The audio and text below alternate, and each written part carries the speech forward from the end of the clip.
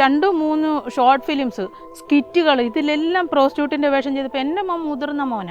അമ്മ എന്ത് ഇങ്ങനത്തെ ക്യാരക്ടറുകൾ തന്നെ ചെയ്യേണ്ടി വരുന്നത്? ഞാൻ പ്രോസ്റ്റിറ്റ്യൂട്ട് എന്നല്ല, ഏത് വേഷം പറഞ്ഞാലും ഞാൻ ചെയ്യാൻ. അപ്പം റേപ്പ് ചെയ്യപ്പെടുന്നത് കാണുന്ന എൻ്റെ സ്വന്തം മോന ഇത് കാണുമ്പോൾ അവനുണ്ടായൊരു വേദന ഉണ്ട്. അവനതൊരു ഷോർട്ട് ഫിലിം ആണെന്നോ അതിനകത്ത് അമ്മ അഭിനയിക്കുകയാണെന്നോ ഉള്ളതിനേക്കാൾ അപ്പുറം അവൻ്റെ അമ്മ എന്നുള്ളത് ചിന്തിച്ചപ്പോൾ അമ്മച്ചി ഇനി ഇങ്ങനത്തെ വേഷങ്ങൾ ചെയ്യരുത്. ആരെ കളിയാക്കിയിട്ടല്ല ഒരു സ്കിറ്റ് ഉണ്ടാക്കേണ്ടത്. വളരെ ജെന്യൂൻ ആയിട്ടുള്ള തമാശകൾ വേണം, ആരെ വേദനിപ്പിക്കാതെ എല്ലാവർക്കും കേട്ടാൽ സന്തോഷം തോന്നുന്നതായിട്ടുള്ള തമാശകൾ ഉണ്ടാക്കണം. അഭിനയം എന്നുള്ളത് എൻ്റെ പ്രൊഫഷനാണ്. അഭിനയിക്കാൻ ഏത് റോള് പറഞ്ഞാലും അത് ചെയ്യുക എന്നുള്ളതാണ് എൻ്റെ ഡ്യൂട്ടി. ഞാൻ അങ്ങനെ അതിനെ കാണുന്നുള്ളൂ. അത് എൻ്റെ തലക്കിട്ടായിരിക്കും അടി കിട്ടുന്നത്, എനിക്ക് തന്നെ ആയിരിക്കും ആ വേഷം വരുന്നത്. അതൊക്കെ ചെയ്യേണ്ടി വന്നിട്ടുണ്ട്. പക്ഷെ നമ്മുടെ ഗതികേടെന്ന് പറയുന്ന ഒരു അവസ്ഥയുണ്ട്. നമുക്ക് നമ്മുടെ മക്കളെ നോക്കണം, നമ്മുടെ വീട്ടിലെ കാര്യങ്ങൾ നോക്കണം. ബോഡി ഷെയ്മിങ് ചെയ്യാനൊക്കെ സ്കിറ്റുകളിൽ കൂടുതലും എന്നെയാണ് അവർ യൂസ് ചെയ്തിട്ടുള്ളത്. അങ്ങനെ അതിനുവേണ്ടി ബലിയാടാകേണ്ടി വന്നിട്ടുള്ള ഒരു എനിക്ക് അതിനോട് പ്രത്യേകിച്ച് എന്നല്ല, എനിക്ക് താല്പര്യമേ ഇല്ല അതിനോട്. മോശപ്പെട്ട കമൻ്റ് അടിച്ച് എന്നെ വിഷമിപ്പിച്ച് എന്നെ കരയിപ്പിച്ചിട്ടുള്ള ആൾക്കാരാണ് എൻ്റെ മുഖമേലുള്ള ആൾക്കാർ. തലവര എന്ന് പറയുന്ന ഒരു സാധനമുണ്ട്.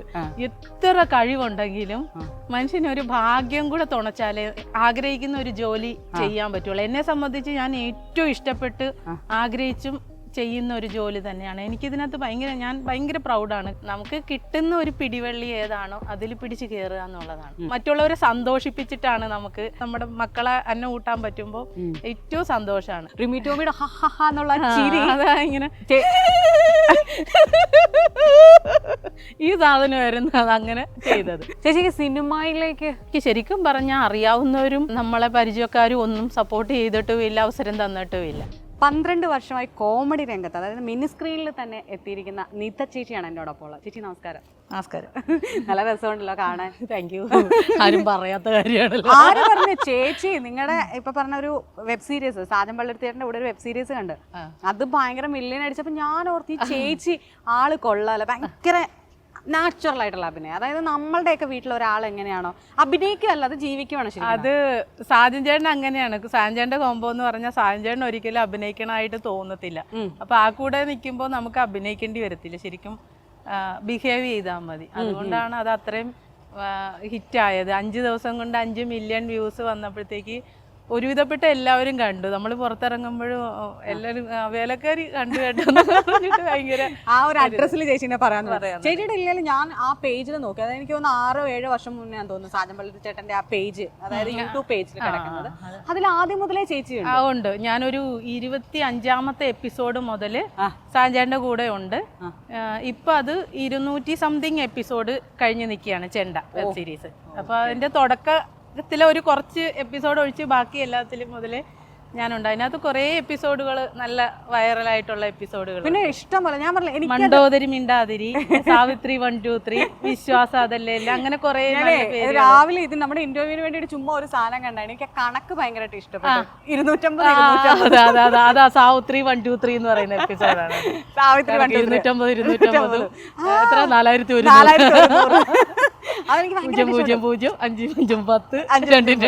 പക്ഷെ ഇപ്പറേ വന്ന് കൂട്ടുന്ന 200ന്റെ കണക്ക് അതേപോലെ എടുത്തിടുന്നുണ്ട്. ഞാനിങ്ങനെ ഈ 4100 വന്നപ്പോ ഞാൻ കൺഫ്യൂഷൻ അടിച്ചു, ഇനി 4000 രൂപ കൊടുക്കേണ്ടി വരുമോ, എങ്ങനെയാണ്? അപ്പൊ ആകെ കൺഫ്യൂഷൻ. പക്ഷെ അത് കറക്റ്റ് ടാലി ആക്കിയത് ബ്രില്യൻസ് ഭയങ്കരമാണ്. സാജൻ ചേട്ടൻ തന്നെയാണ് സ്ക്രിപ്റ്റും എല്ലാം ത്രെഡ് കൊണ്ടുവരുന്നത്. പിന്നെ അത് എല്ലാവരും കൂടി ചേർന്ന് ഡെവലപ്പ് ചെയ്ത്. ചേച്ചിയുടെ ഞാൻ തന്നെ ഇൻട്രോയിൽ പറഞ്ഞു 12 വർഷമായിരുന്നു. ശരിക്കും ചേച്ചി എത്ര വർഷമായി ഈ ഫീൽഡിലേക്ക്? ശരിക്കും 12 വർഷമായിട്ട് ചാനലാണ് ചെയ്യുന്നത്. അല്ലാതെ കോമഡി ഞാൻ വളരെ ചെറുപ്പം മുതലേ ചെയ്യുന്നുണ്ടായിരുന്നു. ഒരു 14-15 വയസ്സിലൊക്കെ ഡാൻസറായിട്ട് കൊച്ചിൻ സാരംഗി എന്ന് പറയുന്ന ഒരു മ്യൂസിക് ട്രൂപ്പിൽ ചെയ്യുമായിരുന്നു. അപ്പോൾ അവിടെ ആള് വന്നില്ലെങ്കിൽ ഗ്യാപ്പിൽ സ്കിറ്റ് കളിക്കാനായിട്ട് ഞാൻ കയറുമായിരുന്നു. അങ്ങനെ കോമഡിയിൽ ഏകദേശം ഒരു 24 വർഷമോ 25 വർഷത്തിനടുത്തൊക്കെ ആകുന്നത്. അല്ലാണ്ട് നാടകം ചെയ്യാൻ തുടങ്ങിയത് 16 വയസ്സിലാണ്. 16. അപ്പോൾ ഏകദേശം 1/4 നൂറ്റാണ്ടിനടുത്ത് അഭിനയ ജീവിതം തുടങ്ങിയിട്ട് 24 വർഷം. ശരിക്കും മിനി സ്ക്രീനിലാണെന്ന് തോന്നുന്നു നിങ്ങളൊക്കെ കുറെ കൂടെ പ്രേക്ഷകരിലേക്ക് അറിയാൻ തുടങ്ങിയത്. എനിക്കൊന്ന് ആദ്യകാലം ഈ വോഡാഫോൺ കോമഡി സ്റ്റാർസ് ഒക്കെ വന്ന സമയത്ത് ഈ എന്താ പറയാ കൂടെ കളിക്കാൻ ലേഡീസ് കുറവായിരുന്നു. അന്ന് മെയിലായിരുന്നു ഫീമെയിൽ വേഷങ്ങൾ കിട്ടിയത്. എന്റെ കാലത്തും അതെ. ഞാൻ ഈ 14 വയസ്സിലൊക്കെ പ്രോഗ്രാം ചെയ്യുന്ന സമയത്തും ആണുങ്ങളാണ് പെൺവേഷം കെട്ടിക്കിട്ട് ഫീമെയിൽ ചെയ്തുകൊണ്ടിരുന്നത്. ആ സമയത്ത് അവരാരെങ്കിലും ആണുങ്ങൾ വന്നില്ലെങ്കിലാണ് ആ നമുക്ക് ഗ്യാപ്പില് നമുക്ക് കിട്ടുന്ന അവസരം കിട്ടുന്നത്. അങ്ങനെയാണ് ഞാൻ അതിനകത്തൊക്കെ ചെയ്തത്. അപ്പൊ ചേച്ചി ഞാൻ ചോദിക്കുന്നുണ്ടോന്നും തോന്നരുത്, അങ്ങനെയെങ്കിൽ ഈ ഫീൽഡിലും പെണ്ണുങ്ങൾക്ക് ഭയങ്കര ഇതുണ്ടോ, എന്താ വരാനുള്ള ബുദ്ധിമുട്ടാണോ അതോ ചാൻസ് കിട്ടാത്തത് കൊണ്ടാണോ? ഞാൻ പറഞ്ഞില്ല, ഇപ്പം നിങ്ങളൊരു 50 ആർട്ടിസ്റ്റുകളെ, അതായത് കോമഡി ചെയ്യുന്ന സ്കിറ്റ് കളിക്കുന്ന ഒരു 50 മെയിൽ ആർട്ടിസ്റ്റുകളെ എടുത്താൽ ഒരു 10 ലേഡീസിനെ കിട്ടുമോ? കുറവാണ്, 50-ന് 10 കുറവാണ്. കാര്യം നമ്മളിപ്പോൾ ഒരു അസോസിയേഷൻ ഉണ്ടല്ലോ, അസോസിയേഷനിൽ പോലും ഏകദേശം 300 പേരുള്ളതിൽ ഞങ്ങളൊരു 15-ൽ താഴെ ഫീമെയിൽസേ ആകെ ഉള്ളൂ 300 ആർട്ടിസ്റ്റിൻ്റെ അകത്ത്. പക്ഷെ അതുകൊണ്ട് നമുക്ക് ഒരു പ്രോഗ്രാം വന്നാൽ നമുക്ക് ചാൻസ് കൂടുതലാണെന്നേ ഞാൻ പറയുള്ളൂ. കാര്യം ഈ 300 പേരെ ഒരു പ്രോഗ്രാമിൽ എടുക്കാൻ പറ്റത്തില്ല. അതേസമയം ഒരു 4 സ്കിറ്റ് ഉണ്ടെങ്കിൽ ഈ 15 പേർക്കും ഫീമെയിൽസിന് ചാൻസ് ഉണ്ട്. അതുകൊണ്ട് എന്തായിരിക്കും ചേച്ചി ഈ ഫീൽഡിലേക്ക് ആൾക്കാർക്ക് വരാനുള്ള ഒരു ചേച്ചിയുടെ ഒരു ബുദ്ധിമുട്ടായിട്ട് തോന്നുന്നത്? ഇപ്പം ഈ ഫീൽഡിൽ ഇപ്പോൾ നമ്മുടെ എത്രയോ ആൾക്കാർ കോമഡി പറയും, എന്നിട്ടും പക്ഷെ ആളുകൾക്ക് ഈ ഫീൽഡിലേക്ക് വരാൻ പറ്റുന്നില്ലല്ലോ, അതെന്തായിരിക്കാം? അത് അവരവസരങ്ങളെ തേടാത്തത് കൊണ്ടായിരിക്കും എന്ന് പറയും. പിന്നെ തലവര എന്ന് പറയുന്ന ഒരു സാധനമുണ്ട്.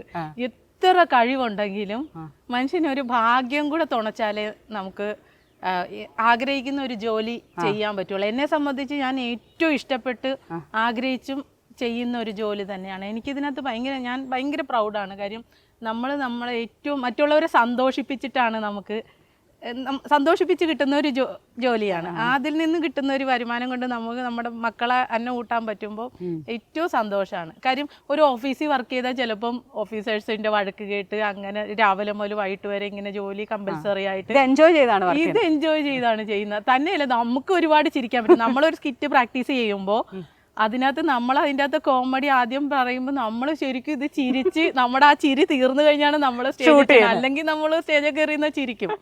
അപ്പൊ നമുക്ക് ആ പ്രാക്ടീസ് ചെയ്യുന്ന സമയത്ത് കിട്ടുന്ന ഒരു ചിരിയുണ്ട്.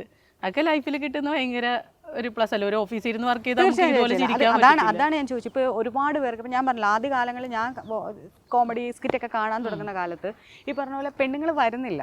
ഇതിൽ ഉള്ള നമ്മളെപ്പോഴും ചിന്തിച്ചിട്ടുണ്ട്, എനിക്കൊക്കെ അങ്ങനെ പൊക്കി പറയല്ല, നമുക്ക് അത്യാവശ്യം എന്താ പറയുക സെൻസ് ഓഫ് ഹ്യൂമർ ഉണ്ട്, അതായത് ഒരു കൗണ്ടർ അടിക്കാനുള്ള ശേഷിയൊക്കെ ഉണ്ട്.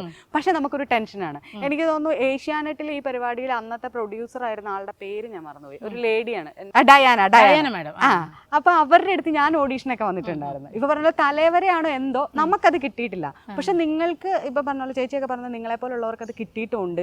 അല്ല, എന്നെ സംബന്ധിച്ച് എനിക്ക് ഭാഗ്യവും തലവരെ മാത്രമല്ല, എനിക്ക് അതിനകത്തൊരു ഹെൽപ്പിന് ഒരാളുണ്ടായി എന്നുള്ളതാണ് വലിയൊരു കാര്യം. ഞാൻ ആ പേര് മറക്കാൻ പാടില്ല. ഞാൻ ഈ പ്രോഗ്രാം കോമഡി ഫെസ്റ്റിവലിലാണ് ഞാൻ ആദ്യമായിട്ട് വരുന്നത് 2012. അപ്പോൾ ആ പ്രോഗ്രാം വീട്ടിലിരുന്ന് കാണുമ്പോൾ ഞാൻ ആലോചിച്ചിട്ടുണ്ട് ഇതുപോലെ, മോളിപ്പോൾ പറഞ്ഞതുപോലെ ഞാൻ ആലോചിച്ചിട്ട് എനിക്കും ഇതിനകത്തൊന്ന് പോകാൻ പറ്റിയിരുന്നെങ്കിൽ. ഇതിന് ആരെയാണ് കോണ്ടാക്ട് ചെയ്യേണ്ടത് എനിക്കറിയില്ല, ആരെയും അറിയില്ല, ചാനലേ അറിയില്ല, ചാനലിൽ ആരെയും പരിചയമില്ല. അപ്പം ഞാനും ഇതുപോലെ വീട്ടിലിരുന്ന് ഇങ്ങനെ ആഗ്രഹിച്ച സമയത്ത് ജെയിൻ എരുമേലി എന്ന് പറയുന്ന ഒരു ആർട്ടിസ്റ്റ് ഉണ്ട്. ഈ വെള്ളാപ്പള്ളിയുടെയൊക്കെ ഫിഗറും ഒക്കെ ചെയ്യും, വോയിസ് ഇമിറ്റേഷനൊക്കെ ചെയ്യുന്ന ഒരു ജെയിൻ എരുമേലി. ജെയിൻ്റെ വൈഫും ഞാനും കൂടെ പണ്ട് ഒന്നിച്ച് സ്റ്റേജിലൊക്കെ പാടിക്കൊണ്ടിരുന്നതാണ്, റോജി എന്ന് പറഞ്ഞത്. അപ്പോൾ അവളുടെ ഹസ്ബൻഡ് ആയതുകൊണ്ട് നമ്മൾ വീട്ടിൽ ഈ സാരംഗിയുടെ പ്രോഗ്രാമിലൊക്കെ ആർട്ടിസ്റ്റ് ആയിരുന്നതുകൊണ്ട് ജെയിനാണ് കോമഡി ഫെസ്റ്റിവലിൽ ജെയിൻ എന്നൊരു ടീമുണ്ട്. അപ്പോൾ അവിടെ റിമി ടോമിയുടെ ഫിഗർ ചെയ്യാൻ ഒരാളെ, ഒരു പുതുമുഖത്തിനെ അവർ അന്വേഷിച്ചുകൊണ്ടിരിക്കുന്ന സമയത്താണ് ജെയിൻ പറയുന്നത്, പണ്ടത്തെ ആർട്ടിസ്റ്റ് ആയിരുന്നു, ഞങ്ങളുടെ കൂടെ കോമഡിയിലും അതിലൊക്കെ സ്റ്റേജിലൊക്കെ ചെയ്തിട്ടുണ്ട്, ഇപ്പോൾ അവർ ചെയ്യുമോ എന്നറിയത്തില്ല, ഒന്ന് ചോദിച്ചു നോക്കാമെന്ന് പറഞ്ഞിട്ട് ജെയിനാണ് എന്നെ പറ്റി മനോരമയിൽ പറയുന്നത്.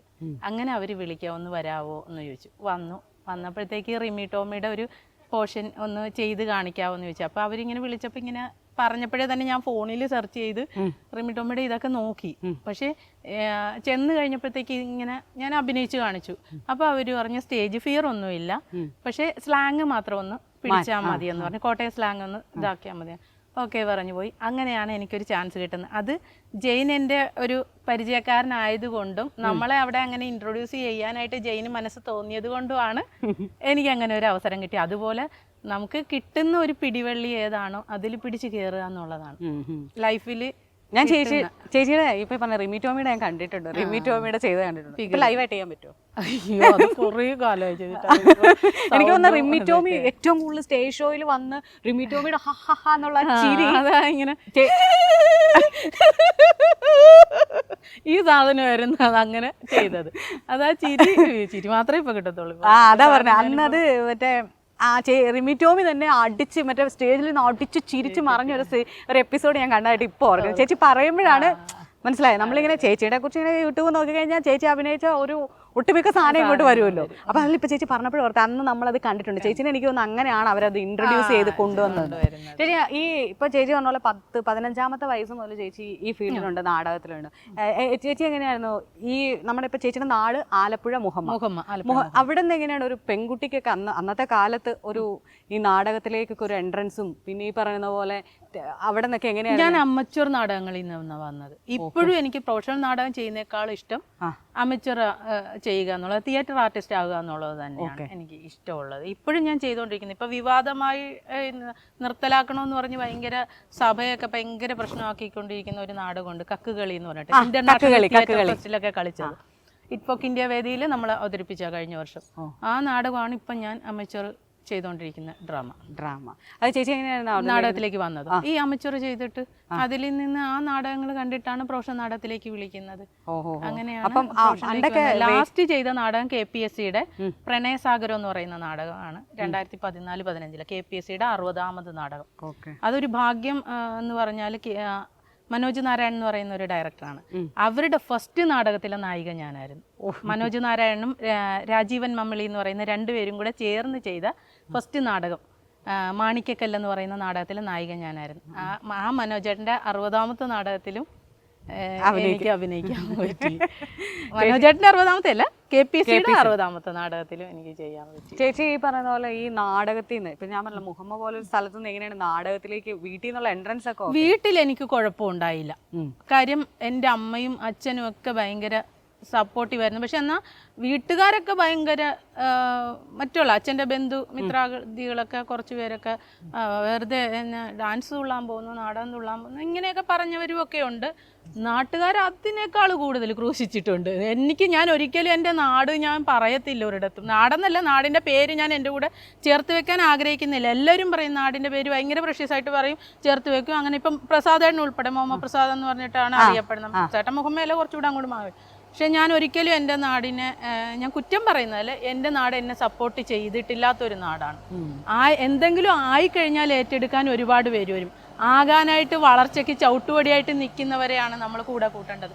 അങ്ങനെ ഒരിക്കലും എൻ്റെ നാട് എന്നെ സപ്പോർട്ട് ചെയ്തിട്ടുള്ള ഒരിതല്ല. ഞാൻ നാടകം കഴിഞ്ഞ് വെളുപ്പാങ്കാലത്തെ എൻ്റെ ബാഗും തൂക്കി ഞാൻ വരുമ്പോൾ മോശപ്പെട്ട കമൻ്റ് അടിച്ച് എന്നെ വിഷമിപ്പിച്ച് എന്നെ കരയിപ്പിച്ചിട്ടുള്ള ആൾക്കാരാണ് എൻ്റെ മുഹമ്മയിലുള്ള ആൾക്കാർ. ആ ആൾക്കാർ അന്ന് എന്നെ കാണുമ്പോൾ റോഡിൻ്റെ അപ്പുറത്തെ സൈഡിൽ മാറിപ്പോകുമ്പോൾ നാടകക്കാരി എന്നുള്ള ഇതിൽ അപ്പുറത്തോട്ട് മാറിപ്പോ മിണ്ടാൻ കഴിയില്ലാഞ്ഞിട്ടേ മാറിപ്പോകുന്ന ആൾക്കാർ ഇന്ന് നമ്മളെ കാണുമ്പോൾ അപ്പുറത്തെ സൈഡാണ് ഓടി ഇപ്പുറത്തെ സൈഡ് വന്നിട്ട് അതാണ് ചാനലും സ്റ്റേജ് ഷോയും തമ്മിലുള്ള അമ്മ ഒരു തിരുവാതിരയൊക്കെ പഠിപ്പിക്കുന്ന ഒരു ടീച്ചറായിരുന്നു. അപ്പോൾ അമ്മയ്ക്ക് അമ്മയുടെ ഉള്ളിൽ കലയുണ്ട്. അമ്മയാണ് എന്നെ ഭക്തിഗാനങ്ങളൊക്കെ പഠിപ്പിച്ച് തന്നിരുന്നത്. അച്ഛനും സംഗീതമൊക്കെ പഠിച്ചിട്ടുണ്ട്. അപ്പോൾ അച്ഛനും പാടും അമ്മയും പാടും. അപ്പോൾ എനിക്ക് ചെറുപ്പം മുതലേ എൻ്റെ അമ്മയുടെ അച്ഛൻ്റെ കയ്യിൽ നിന്ന് വളരെ ഒരു സപ്പോർട്ട് കിട്ടിയിട്ടുണ്ട്. അതുകൊണ്ട് അങ്ങനെ ഒരു എനിക്ക് വീട്ടിൽ നിന്ന് വലിയ സ്ട്രഗിൾ എനിക്ക് വന്നിട്ടില്ല, പോകാനൊന്നും ബുദ്ധിമുട്ടില്ല. അല്ല ചേച്ചി, അന്നത്തെ കാലം കൂടെ നമ്മൾ ചിന്തിക്കണം. ഇപ്പോഴാണല്ലോ ഈ കുറച്ചുകൂടെ ഒക്കെ ആളുകൾ പെൺകുട്ടികൾ നടക്കുന്നതിന് എടുക്കുന്നതിന്. ഈ നാടകം എന്ന് പറയുമ്പോൾ തന്നെ അന്ന് വേറെ രീതിയിലാണ് വ്യാഖ്യാനിക്കുന്നത്. അന്നൊക്കെ ജീൻസും ടോപ്പും ഇട്ടാൽ തന്നെ ഭയങ്കര പ്രശ്നമാണ്. ഓർമ്മിപ്പിക്കല്ലേ സത്യം. ഞാൻ ജീൻസ് ഒക്കെ ഇട്ടുകൊണ്ട് പോകുമ്പോൾ എന്നെ ഏതാണ്ട് അന്യഗ്രഹ ജീവിനെ നോക്കുന്ന പോലെയൊക്കെ നോക്കിയിട്ടുണ്ട് പ്രോഗ്രാമിനൊക്കെ പോകുമ്പോഴൊക്കെ. അത്രയും ഡെവലപ്പ് ഇല്ലാത്ത ഒരു അവസ്ഥയുണ്ടായിരുന്നു അന്ന്. 20-24 വർഷം മുമ്പുള്ള കാര്യമല്ലേ പറയുന്നത്. അപ്പം അന്നൊക്കെ എന്ന് പറഞ്ഞാൽ ഇന്നിപ്പം കോമൺ ആണ്, എല്ലാവരും മോഡേൺ ഡ്രസ്സൊക്കെ ഇടുന്ന ഒരു ഇതായി. മുഖം ഇപ്പം ഭയങ്കര പക്ഷെ എത്രയേക്കാൾ ആൾക്കാർ അവിടെ അവിടെ തന്നെ ഉള്ളവർ, അവർക്കൊക്കെ കുറച്ച് പ്രായമായിന്നേ ഉള്ളൂ. എനിക്കും അല്ല ഈ പറഞ്ഞ പോലെ സിനിമയിൽ ഒരുപാട് അനുഭവം ഉണ്ട് എനിക്ക്. നാടകത്തിൽ പോയതിന്റെ പേരിൽ ഒരുപാട് മോശം കമന്റ്സും ഫേസ് ചെയ്ത ഒരാളാണ്. കല്യാണമൊക്കെ മുടങ്ങിയിട്ടുണ്ടോ? കല്യാണം അങ്ങനെ മുടങ്ങേണ്ട ഒരു അവസ്ഥ വന്നിട്ടില്ല. അല്ല നല്ലവരായ നാട്ടുകാരാണോ? ഇല്ല, ഞാൻ പ്രേമിച്ച് കെട്ടിയ ആളായതുകൊണ്ട് പിന്നെ കല്യാണത്തിന് ആ ഒരു വിഷയം വന്നിട്ടില്ല. അതായിരുന്നല്ലേ. ചേച്ചിയുടെ ഫാമിലി ഹസ്ബൻഡ് സുരേഷ് ആസ്ട്രോളജറാണ്, ജെമോളജിസ്റ്റും കൂടെയാണ്. പിന്നെ മക്കള് 2 മൂത്ത മോൻ ദേവനാരായണൻ, ഇളയാള് അനന്തരാമൻ. മൂത്തയാള് ഇപ്പൊ സിനിമാറ്റോഗ്രാഫി പഠിക്കുന്നു. ഞാനിപ്പോ ചെയ്യുന്ന പിന്നെ സൂര്യ കോമഡിയിൽ കോളാമ്പി എന്ന് പറയുന്ന സീരിയലിന് ക്യാമറ ചെയ്യുന്നത് മോനാണ്. എനിക്ക് ക്യാമറയോട് ഒരു ഭയങ്കര ക്രൈസ് ഉണ്ടായിരുന്ന ഒരാളാണ്. അങ്ങനെ ഞാൻ ക്യാമറ പഠിച്ചു. അപ്പൊ ക്യാമറ പഠിച്ചിട്ട് ഇപ്പൊ ഫോട്ടോഷൂട്ടിനൊക്കെ പോകുന്നുണ്ട്. ഇളയാള് 8ാം ക്ലാസ്സുകാരൻ. അവൻ കർഷകനാണ്. മികച്ച കുട്ടി കർഷകനുള്ള അവാർഡൊക്കെ മേടിച്ച ആളാണ്. നാട്ടിലെ മണ്ണിൽ പെട്ടെന്ന് നമ്മുടെ നാട്ടിലെ മണ്ണ് ഭയങ്കര നല്ല മണ്ണായതുകൊണ്ട് എന്തും വിത്തെറിഞ്ഞാൽ വിളവ് കിട്ടുന്ന മണ്ണാണ്. കഷ്ടപ്പെടണം. ചേച്ചി ഇപ്പം ചേട്ടൻ ആസ്ട്രോളജർ ആണെന്ന് പറഞ്ഞില്ലേ, എങ്ങനെ രാവിലെ ഇറങ്ങുമ്പോ സമയമൊക്കെ നോക്കി പറയോ? രാവിലെ ഇറങ്ങുമ്പോ സമയം നോക്കിയൊന്നും പറയത്തില്ല. അങ്ങനെ ഞാൻ അതിനകത്ത് അത്ര ഇൻവോൾവ് അല്ല. പക്ഷെ എന്നാലും ചില കാര്യങ്ങൾ കുറച്ച് നാൾ ഞാൻ വണ്ടി ഓടിക്കണ്ടെന്ന് എന്നോട് പറഞ്ഞു. 2 വീലർ, ഞാൻ ബൈക്ക് റൈഡ് ചെയ്യുന്ന ആളാണ്. അപ്പൊ എന്നോട് പറഞ്ഞ് ഞാനൊരു ആക്സിഡന്റ് ആയതായി ഈ കൈ ബൈക്കിൽ തന്നെ വീണിട്ട് 2014 ഈ നാടകം ചെയ്യുന്ന സമയത്ത്. ആ ഊരിപ്പോയ കയ്യും വെച്ചുകൊണ്ടായി 80 നാടകം ബാക്കി കളിച്ചത്. കുറച്ചേ ആയുള്ളായിരുന്നു. നാടകം തുടങ്ങിയിട്ട് ഒരു 10-20 നാടകമൊക്കെ ആയുള്ളായിരുന്നു. 20-25 നാടകം. എന്നിട്ട് ഈ ബാക്കി നാടകം മുഴുവൻ 80 നാടകവും ഈ കൈ ഊരിപ്പോയ കൈ. അത് ഒരു സീനിൽ ഇങ്ങനെ പിടിച്ച് കറക്കുന്ന സീനുണ്ട്. അതിൻ്റെ കൂടെ അഭിനയിക്കുന്ന ആർട്ടിസ്റ്റ് പിടിച്ച് തിരിക്കുമ്പോൾ ഊരിപ്പോകും. വീണ്ടും സ്റ്റേജിൻ്റെ ഗ്രീൻ റൂമിൽ വന്ന് ഇങ്ങനെ കറക്കി വീണ്ടും ഇടും അടുത്ത സീനിൽ. അങ്ങനെ ഇതായത്. അപ്പോൾ അത് കഴിഞ്ഞ് കുറച്ച് നാൾ എനിക്ക് ഇത്തിരി സമയദോഷമാണ്. അതുകൊണ്ട് ബൈക്ക് ഓടിക്കണ്ടെന്ന് പറഞ്ഞപ്പോഴത്തേക്ക് കുറച്ച് നാൾ ഞാൻ ചോദിക്കാൻ കാണാനല്ലോ, ഞങ്ങളൊക്കെ സമയം നോക്കിക്കാൻ വേറെ ആൾക്കാരോട് പറയൂല്ലോ. അത് ഇടയ്ക്ക് പറയും. എന്നാലും ഈ കഴിഞ്ഞിടയ്ക്ക് ഇപ്പൊ പറഞ്ഞ പോലെ ഞാൻ കുറച്ച് നാള് 2 വർഷം കോമഡി പ്രോഗ്രാമിൽ നിന്ന് മാറി നിന്ന്. അത് കഴിഞ്ഞപ്പോൾ പറഞ്ഞു മാർച്ച് കഴിയുമ്പോഴത്തേക്കും നന്നാകുമെന്ന് പറഞ്ഞു. കറക്റ്റ് ഏപ്രിൽ മാസമായപ്പോൾ അമൃതയിലെ കോമഡി മാസ്റ്റേഴ്സിൽ നിന്ന് വീണ്ടും വിളിച്ചു. അവിടെ ഒരു 3-4 വർഷം ഞാൻ ചെയ്തായിരുന്നു. 2018-19 അമൃതയിൽ ചെയ്യാൻ തുടങ്ങിയത്. അത് കഴിഞ്ഞിട്ട് പിന്നെ 2022 മാറി നിന്ന് ഇപ്പൊ 24 ഏപ്രിൽ കറക്റ്റ് വീണ്ടും കയറി. അപ്പൊ അന്നേരം എന്നോട് പറഞ്ഞു മാർച്ച് മാസം കഴിയുമ്പോൾ ശരിയാകുമെന്ന് പറഞ്ഞു. അങ്ങനെ പറയാറുണ്ട്. എന്തെങ്കിലും അല്ല, നിങ്ങൾക്കൊക്കെ ലക്കാണ്. കാരണം നമ്മളൊക്കെ അറിയാൻ മേലാതെ എന്ത് ചെയ്യൂന്ന് ആലോചിച്ച് മറ്റേ ഓൺലൈൻ ഗൂഗിളിനോട് വരെ ചോദിക്കുന്ന ആൾക്കാർ. പിന്നെ ചേച്ചി ചാനലിലേക്ക് വന്നു കഴിഞ്ഞാൽ ചേച്ചി പറഞ്ഞു ആദ്യം നമ്മുടെ ഒരു മിനി സ്ക്രീനിൽ നമുക്ക് കിട്ടി. പിന്നീട് നമ്മൾ ഇങ്ങോട്ട് വരുമ്പോൾ ഇപ്പം കോമ്പറ്റീഷനും കൂടെ ഉണ്ട് ഇതിൻ്റെ. അതായത് നിങ്ങൾ മത്സരങ്ങളുണ്ട്. അങ്ങനെ വരുമ്പോൾ എന്നെ പേഴ്സണലി എനിക്ക് തോന്നിയിട്ടുള്ള കുറച്ച് കാര്യങ്ങൾ, ഈ ബോഡി ഷെയ്മിങ്, മറ്റേ സ്ത്രീകളെ വെച്ചിട്ടുള്ള ജോക്കുകൾ, എനിക്ക് ആക്ച്വലി പേഴ്സണലി എനിക്കത് കാണാൻ വലിയ താല്പര്യമില്ല. ആദ്യകാലങ്ങളിൽ ഞാനിതൊക്കെ കണ്ടിരുന്നു. മറ്റേ നമ്മൾ ഈ പറഞ്ഞല്ലോ, ഞാനിത് ആദ്യം മുതൽ ഞാൻ പറഞ്ഞില്ലേ വോഡാഫോണാണ് ഞാൻ കോമഡി സ്റ്റാർസാണ് കണ്ടു തുടങ്ങുന്നത്. അന്നത്തെ ടീമിനോടൊക്കെ ഒരു താല്പര്യമുണ്ട്. പക്ഷെ അവരുടെ ജോക്കുകൾ അന്ന് നമുക്ക് എന്തോ ഒരു പിടിക്കുന്നില്ല. ചില ജോക്കുകൾ നമുക്ക് തന്നെ പിടിക്കില്ല എന്നുള്ളത് ഞാൻ എൻ്റെ കാര്യമായിട്ടോ ചേച്ചി പറയുന്നത്. അങ്ങനെയുള്ള അവസരങ്ങൾ ചേച്ചിക്ക് വന്നിട്ടുണ്ട്? അത് ഇഷ്ടം പോലെ അവസരങ്ങൾ വന്നിട്ടുണ്ട്. അങ്ങനെ എൻ്റെ ബോഡി ഷെയ്മിങ് നടത്തി തന്നെ ഒരുപാട് സ്കിറ്റുകൾ ഞാൻ തന്നെ അഭിനയിച്ച ഇതുണ്ട്. പക്ഷെ നമ്മൾക്ക് ഈ ഗതികേടെന്ന് പറയുന്നൊരവസ്ഥയില്ലേ, നമുക്കിതിന് നിന്ന് കൊടുക്കേണ്ടി വരുന്നൊരവസ്ഥയില്ലേ. നമ്മുടെ ജീവിത മാർഗമാണിത്. പക്ഷേ ബോഡി ഷെയ്മിങ് ഒത്തിരി. എനിക്ക് തടിയുള്ളത് കൊണ്ട് തടിയുടെ പേരിൽ ഇതാണോ എന്നൊക്കെ ചോദിക്കുന്ന ഭാര്യ എന്ന് പറയുമ്പോൾ ഇപ്പൊ ഭാര്യ എന്ന് പറഞ്ഞിട്ട് ഇതാണോ ഇങ്ങനെയൊക്കെ ചോദിച്ചിട്ടുണ്ട്. എന്നെ സംബന്ധിച്ച് എൻ്റെ കൂടെ കോമഡി ചെയ്യുന്ന ഇത്രയും ഫീമെയിൽ ആർട്ടിസ്റ്റിലെടുത്ത ഏറ്റവും ഭംഗി കുറഞ്ഞ ഒരു ആർട്ടിസ്റ്റാണ് ഞാൻ. അങ്ങനെയാണ് ഞാൻ തന്നെ പറയുന്നത്. എനിക്ക് എന്നെ പറ്റി ഒരു ഒപ്പീനിയൻ ഉണ്ടാവുമല്ലോ. അല്ല, നമുക്ക് നമ്മളെ പറ്റി ഒരു കാഴ്ചപ്പാടുണ്ട്. അങ്ങനെ എൻ്റെ കാഴ്ചപ്പാടിൽ ഞാൻ നോക്കുമ്പോൾ എന്നെക്കാളും ഭംഗിയുള്ള ആർട്ടിസ്റ്റുകളാണ് എൻ്റെ കൂടെ നിൽക്കുന്ന എല്ലാവരും. അപ്പോൾ അതുകൊണ്ട് ഇതുപോലുള്ള ഇതൊക്കെ വരുമ്പം അവരെന്നെയാണ് സെലക്ട് ചെയ്യുന്നത്. ഇങ്ങനെ മോശം ഇതായത് ബോഡി ഷെയ്മിങ് ചെയ്യാനൊക്കെ സ്കിറ്റുകളിൽ കൂടുതലും എന്നെയാണ് അവർ യൂസ് ചെയ്തിട്ടുള്ളത്. അങ്ങനെ അതിനുവേണ്ടി ബലിയാടാകേണ്ടി വന്നിട്ടുള്ള ഒരു എനിക്ക് അതിനോട് പ്രത്യേകിച്ച് എന്നല്ല, എനിക്ക് താല്പര്യമേ ഇല്ല അതിനോട്. അല്ല, ഇപ്പൊ ചേച്ചി പറഞ്ഞു അന്ന് നമ്മുടെ ജീവിത മാർഗ്ഗം. ഇന്ന് നമ്മൾ കുറെ കൂടെ സോഷ്യൽ മീഡിയ അടക്കം കഴിഞ്ഞ ഉർവശി ചേച്ചി പറഞ്ഞു. എനിക്ക് ഭയങ്കര ഇഷ്ടം തോന്നി ആ ഒരു ഇന്റർവ്യൂ കണ്ടപ്പോൾ. കാര്യം ചേച്ചി വളരെ വ്യക്തമായിട്ട് പറഞ്ഞു. ആ ചേച്ചി ആ ജഡ്ജ്മെന്റിന് ഇരുന്ന പ്രോഗ്രാമിൽ പങ്കെടുത്തിട്ടുള്ള ആർട്ടിസ്റ്റാണ് ഞാൻ. ചേച്ചി ഉള്ള ദിവസം ചേച്ചി പറഞ്ഞ പോലെ പേടിയാണ്. ആരെങ്കിലും കളിയാക്കി ചേച്ചി 0 ഇട്ട് വെക്കും. കറക്റ്റാണത്. അത് എനിക്ക് അതിനോട് ഭയങ്കര ഇഷ്ടം തോന്നിയിട്ടുണ്ട്. കാര്യം ആരെ കളിയാക്കിയിട്ടല്ല ഒരു സ്കിറ്റ് ഉണ്ടാക്കേണ്ടത്. വളരെ ജെന്യൂൻ ആയിട്ടുള്ള തമാശകൾ വേണം. ആരെ വേദനിപ്പിക്കാതെ എല്ലാവർക്കും കേട്ടാൽ സന്തോഷം തോന്നുന്നതായിട്ടുള്ള തമാശകൾ ഉണ്ടാക്കണം. പലപ്പോഴും ദ്വയാർത്ഥമുള്ളത്, അത് ഏറ്റവും കൂടുതൽ സ്ത്രീകളെ പറ്റി. അതായത് എനിക്ക് ഒട്ടും സഹിക്കാൻ മേലാത്തത് എനിക്ക് എന്നെ സംബന്ധിച്ചാണ് ഞാൻ പറയുന്നത്, ഒട്ടും സഹിക്കാൻ മേലാത്ത ഈ സ്ത്രീകളെ പറ്റിയിട്ട് ദ്വയാർത്ഥം പറയുകയത്തില്ലേ, ഭയങ്കര വിഷമം വരും അത്. കാരണം ചേച്ചി പറഞ്ഞ പോലെ തന്നെ ഇപ്പം ചേച്ചി പറഞ്ഞു ചേച്ചിയുടെ കൂട്ടത്തിൽ അത്തരം കളിയാക്കലുകൾക്ക് ചേച്ചീനെയാണ് അവർ ചൂസ് ചെയ്യുന്നത്. 2 കാര്യമായിരിക്കാം. ഒന്ന്, ചേച്ചി ഒന്നും പറയത്തില്ല. 2 ഫിഗർ ആയിരിക്കാം. മനസ്സിലാവുന്നുണ്ടോ? അപ്പൊ എന്നെ അങ്ങനെ ചൂസ് ചെയ്ത് ഞാൻ പറയും പറ്റില്ല, എന്ത് തന്നെ ആയിക്കൊള്ളട്ടെ. നമ്മളെ ഈ ബോഡി ഷേമിങ് ഇതൊക്കെ കേൾക്കുമ്പോഴല്ലോ നമുക്ക് ഭയങ്കര അയ്യോ എന്തിനാ അങ്ങനെ സ്ത്രീകളെ ചില ഇതിൽ ഇപ്പൊ ഈ പറഞ്ഞ ആണുങ്ങൾ തന്നെ, ഞാൻ ആർട്ടിസ്റ്റുകളുടെ ഒന്നും പേര് പറയുന്നില്ല, ആണുങ്ങൾ തന്നെ നമ്മുടെ പെണ്ണുങ്ങളെ ഫിഗർ ചെയ്തിട്ട് ഭയങ്കര വൾഗറായിട്ട് ചെയ്യും. ചേച്ചി അങ്ങനെയുള്ള ആളുകളോട് സംസാരിച്ചിട്ടുണ്ട്, എടാ അങ്ങനെ ചെയ്യരുത്, ഇത്തിരി കൂടെ തിരുത്തൽ വേണം? ഇല്ല, നമ്മൾ അങ്ങനെ സംസാരിച്ചില്ല. കാര്യം എന്നെ പോലെ തന്നെ അഭിനയിക്കാൻ വന്ന ആൾക്കാരാണ് അവരും കമ്പൽ ചെയ്യപ്പെടുകയാണ് ചെയ്യുന്നത്. കാര്യം ഇത് ചെയ്യാൻ അവർ തയ്യാറല്ല എന്ന് പറഞ്ഞാൽ അടുത്ത ആളിനെ വിളിച്ചിട്ട് അവർ ഇത് തന്നെ ചെയ്യിക്കും. മനസ്സിലായി? ഇപ്പം ഞാൻ തയ്യാറല്ലെന്ന് പറഞ്ഞാൽ വേണ്ട പൊയ്ക്കും. അപ്പോൾ അടുത്ത ആർട്ടിസ്റ്റിനെ വെച്ചിട്ട് അവർ ഈ റോള് തന്നെ ചെയ്യിക്കും. അപ്പം പിന്നെ ഞാൻ ചെയ്യുന്നത് അവർ ചെയ്യുന്നതും തമ്മിൽ വ്യത്യാസമില്ല. അവരത് അവർ ഉദ്ദേശിക്കുന്ന സാധനം അവർ ചെയ്യും. അപ്പം പിന്നെ നമ്മൾ ചെയ്യത്തില്ല. കാര്യം ചെയ്യത്തില്ല എന്ന് പറഞ്ഞിട്ട് കാര്യമില്ല. നമ്മുടെ ചാൻസ് ആണ് പോകുന്നത്, നമ്മുടെ കരിയറാണ് പോകുന്നത്.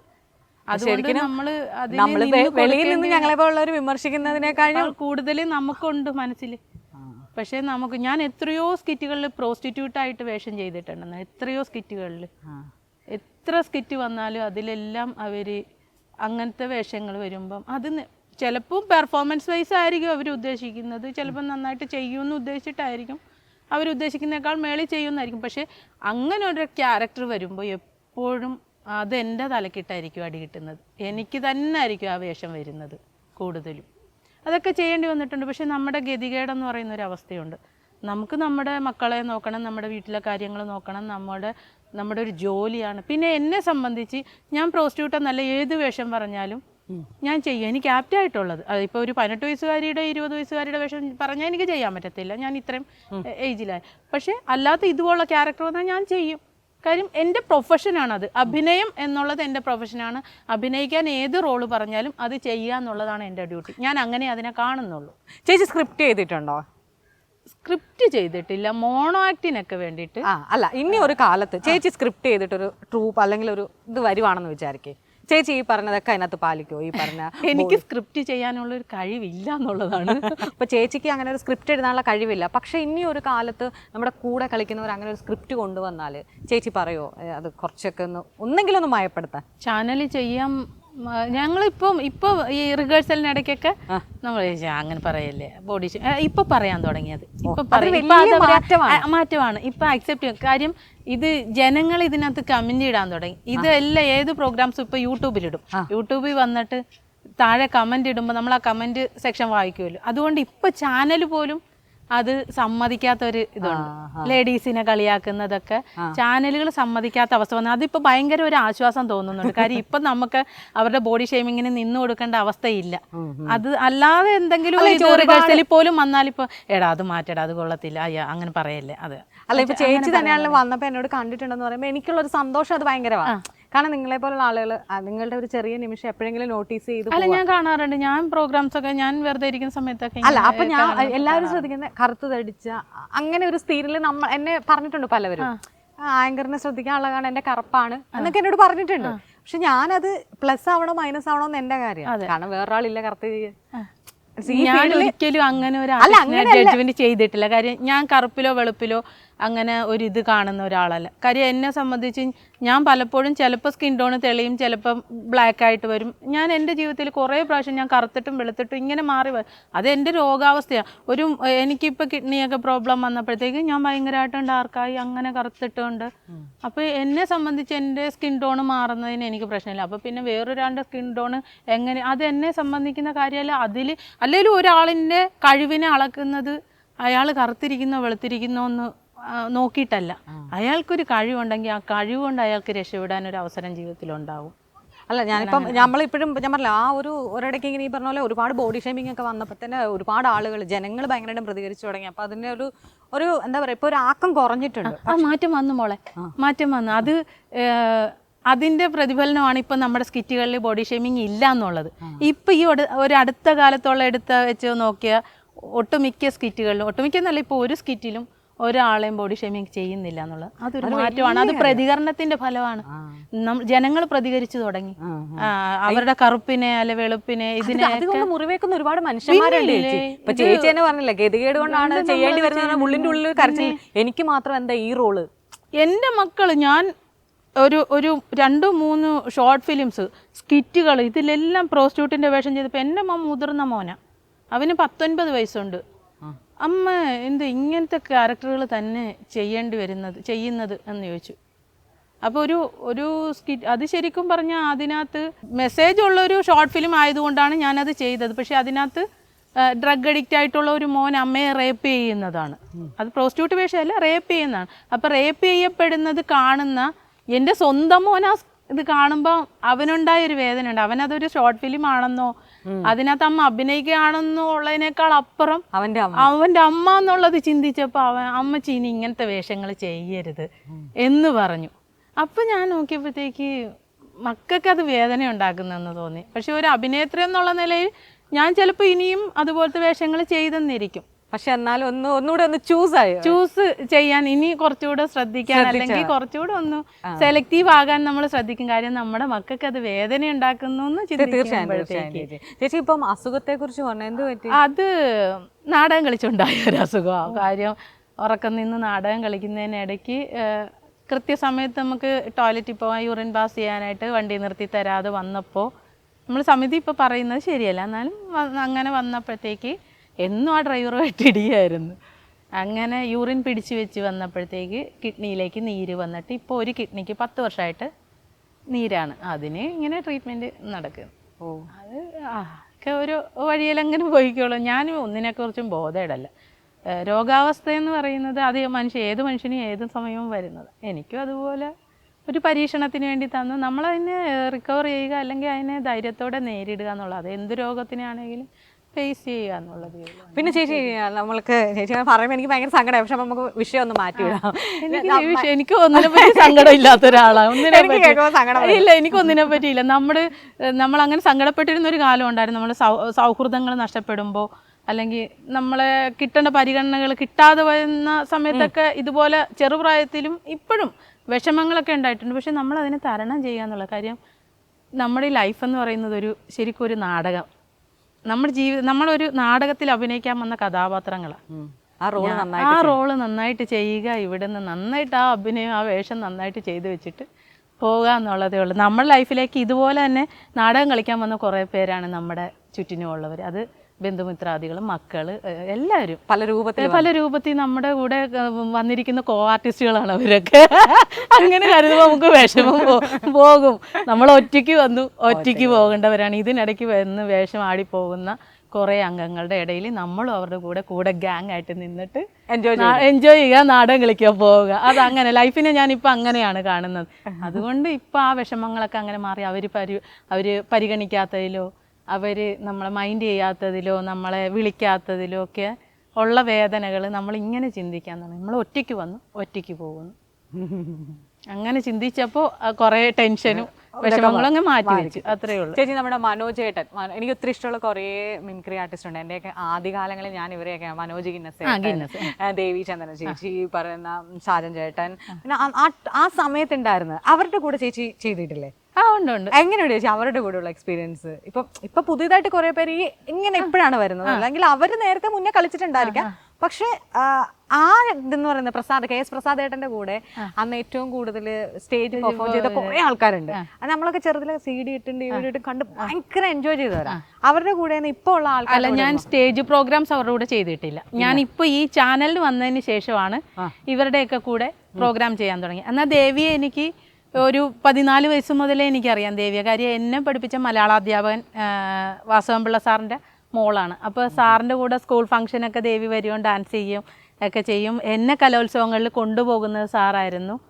അപ്പോൾ ആ സാറിൻ്റെ കൂടെ മോളും വരുമായിരുന്നു കലോത്സവ വേദികളിലൊക്കെ. അപ്പോൾ എനിക്ക് ദേവിയെ അന്ന് മുതലേ എനിക്കറിയാം. പക്ഷേ ഞാൻ പെർഫോം ചെയ്യാൻ തുടങ്ങിയത് ഇങ്ങനെ ചാനലിൽ വന്നതിന് ശേഷമാണ് ദേവിയുടെ കൂടെ മനോഹരൻ്റെ കൂടെ ഒക്കെ നമ്മൾ വന്നിരിക്കുന്നത്. അല്ലാതെ പണ്ട് കാലത്തെ സ്റ്റേജ് ഷോയിലൊന്നും ഞാൻ ഇവരുടെ കൂടെ ചെയ്തിട്ടില്ല. ഞാൻ അന്ന് ഇവര് എറണാകുളം ബേസ്ഡ് ഈ കൊച്ചിൻ ഗിന്നസ് അങ്ങനെ ഇങ്ങനെയൊക്കെ നമ്മൾ അവിടെ തെക്കൻ ഏരിയ സാരംഗി അങ്ങനെയൊക്കെ ആ ഭാഗത്തു നിന്നുള്ള സമിതി. അതേസമയം ഞാൻ സാരംഗിയിലും അധികം ചെയ്തിട്ടില്ല. അതിന് മുമ്പേ തന്നെ ഞാൻ നാടകത്തിലേക്ക് വന്നു. ഞാൻ 16 വയസ്സിൽ നാടകത്തിൽ വന്നു. 14 വയസ്സിൽ 9ാം ക്ലാസ്സിലൊക്കെ പഠിക്കുമ്പോൾ ഡാൻസ് പെർഫോമൻസിനൊക്കെ ചെയ്തു വരുന്ന സമയത്താണ് ഈ സ്കിറ്റുകൾ ചെയ്തിട്ടുള്ളത്. ഞാൻ 16 വയസ്സിൽ നാടകത്തിൽ വന്നു കഴിഞ്ഞ് പിന്നെ ഞാൻ മിമിക്സിലേക്ക് ഒന്നും വന്നിട്ടില്ല. പിന്നെ നാടകമായിരുന്നു ലോകം ജീവിതവും ഒക്കെ. ചേച്ചിക്ക്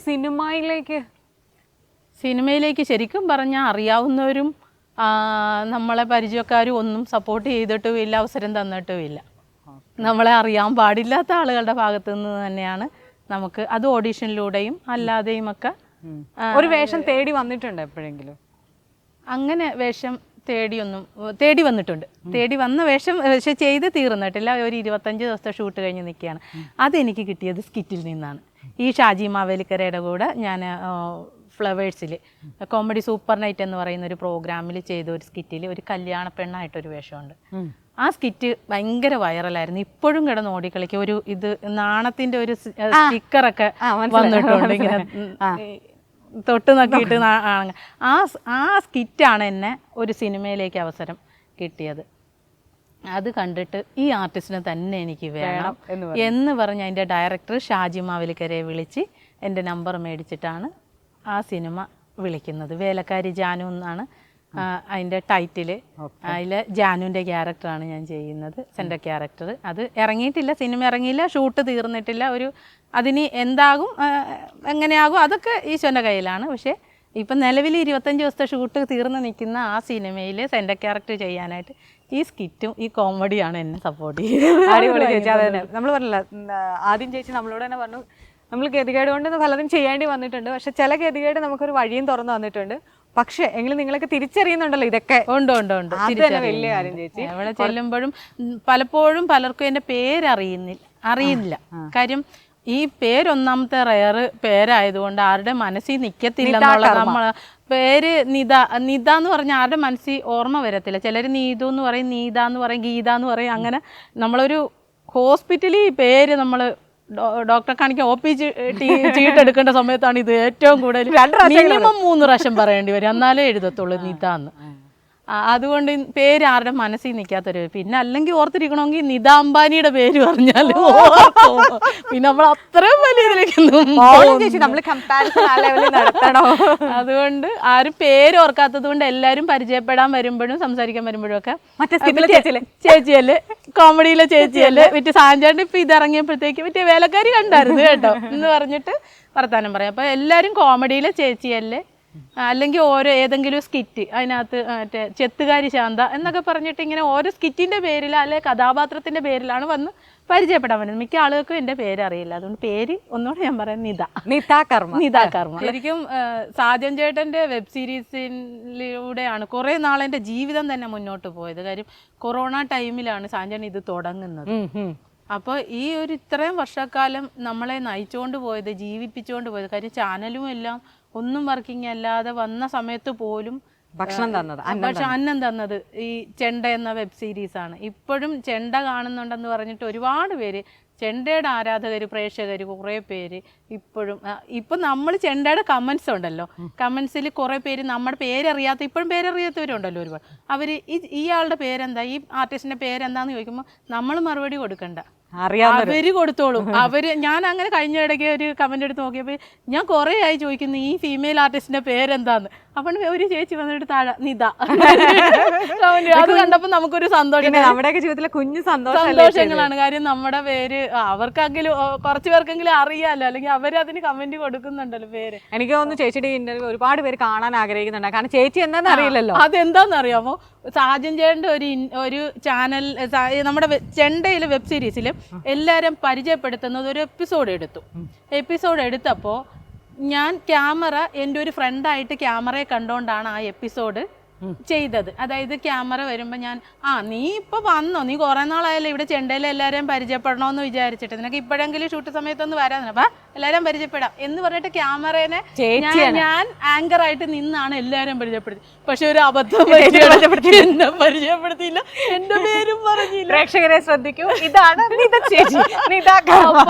അന്ന് ഞാൻ ഇത് കണ്ടപ്പോൾ ഞാൻ ചേടാ എല്ലാവരും പരിചയപ്പെട്ടു, ക്യാമറ ക്രൂവിന് ഉൾപ്പെടെ, ആർട്ട് ഡിപ്പാർട്ട്മെന്റ് ഉൾപ്പെടെ എല്ലാവരും പരിചയപ്പെടുത്തി. എൻ്റെ പേര് മാത്രം ഞാൻ പരിചയപ്പെടുത്തില്ല. കാര്യം എൻ്റെ ഫ്രണ്ടെന്ന് പറഞ്ഞു വന്നപ്പോഴേ അവനോട് എന്നാ ചോദിക്കണ്ടല്ലോ, അല്ലെ നിനക്ക് എൻ്റെ പേര് പറയേണ്ട കാര്യമില്ലല്ലോ, എൻ്റെ പേര് നിത എന്ന് പറയായിരുന്നു. പക്ഷെ ഞാനത് വിട്ടുപോയി, മറന്നുപോയി. അന്നും എൻ്റെ പേര് ഞാൻ പറയാൻ മറന്നുപോയി. ഏതായാലും ഈ ഒരു ഇന്റർവ്യൂ ചേച്ചിയുടെ ലൈഫിലേക്ക് ഒരു ട്രെയിനിങ് ആവട്ടെ. അതെ, തീർച്ചയായിട്ടും. ഒത്തിരി സന്തോഷം. എനിക്ക് ഇതുവരെ ഞാനൊരു ഇന്റർവ്യൂ ഇന്റർവ്യൂ എന്ന് പറഞ്ഞിട്ട് ഒരു ഇന്റർവ്യൂവിൽ കൊടുക്കാൻ പറ്റിയിട്ടില്ല. ഇന്നാൾ ഒരാൾ ചോദിച്ചു, പക്ഷെ അത് എന്നോ നടന്നില്ല. പക്ഷെ ഇപ്പം ഇതെൻ്റെ ഒരു ഫസ്റ്റ് ഇന്റർവ്യൂ ആണ്. അത് നിങ്ങളോടൊപ്പം സാധിച്ചതിൽ ഒരുപാട് സന്തോഷം. താങ്ക് യു മോളെ, താങ്ക് യു.